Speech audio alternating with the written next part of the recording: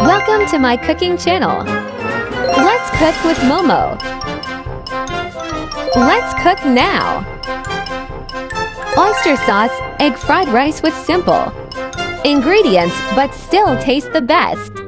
Cubes carrot.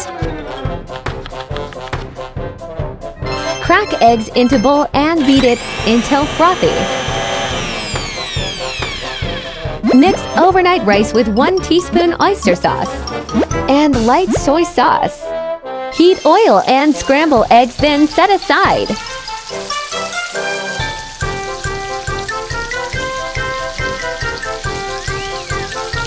Sauté garlic, then add ingredients and air fry until fragrant. Add rice and stir fry evenly. Season with 1 teaspoon chicken powder and pepper powder.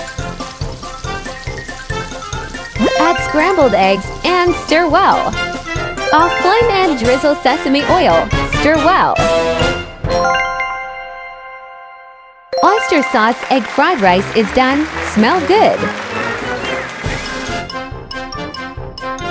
This is delicious. Give it a try.